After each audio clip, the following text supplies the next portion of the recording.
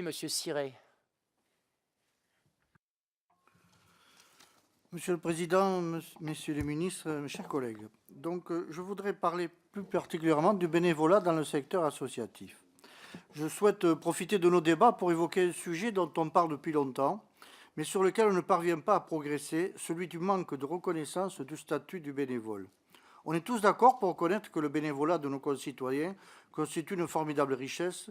L'engagement des 14 millions de bénévoles permet l'existence et le bon fonctionnement d'un grand nombre d'associations. Ces Français donnent de leur temps, de leur énergie, de leurs compétences pour œuvrer dans les associations sportives, caritatives, culturelles, sociales et éducatives. En effet, il n'existe pas d'association sans bénévoles. Par ailleurs, le gouvernement prévoit de réduire de 11 millions d'ici 2017 la DGF et 3,6 millions cette année. Les associations risquent d'en pâtir lourdement et les bénévoles seront encore davantage mis à contribution. Le maillage associatif dans tout le territoire, et notamment en zone rurale, participe au vivre ensemble. Or, en dépit du fait que l'engagement bénévole doit rester un engagement gratuit, c'est l'essence même de cet engagement. Il n'en résulte pas moins que les attentes des personnes bénévoles évoluent avec le temps.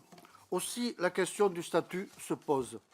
Il est important d'améliorer l'engagement de nos bénévoles, sans qui cette vie associative ne pourrait exister. L'essor des associations et leur utilité pour la société dépendent de leur aptitude à mobiliser des ressources humaines et tout spécialement celles de militants et de bénévoles qui acceptent de prendre des engagements et des risques. Il convient donc de soutenir l'aspiration des Français à s'engager dans la vie associative. Et cela pourrait passer notamment par un élargissement des droits à la formation, actuellement seulement ouvert aux bénévoles remplissant des fonctions de gestion ou d'encadrement, donner une validation des acquis de l'expérience, l'octroi de trimestres d'allocation retraite par tranche d'années d'engagement associatif à déterminer. Enfin, il faudrait proposer de manière obligatoire une assurance couvrant les risques accidents du travail, maladies professionnelles à tous ces bénévoles qui, par leur action et leur disponibilité, se substituent à ce que devrait faire l'État. Vous me direz, ces actions ont un coût. La taxation des hauts revenus extraordinaires dans le milieu sportif devrait contribuer au financement de ces mesures.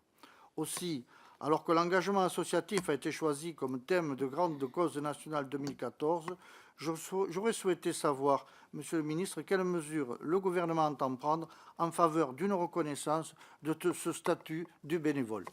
Merci, monsieur.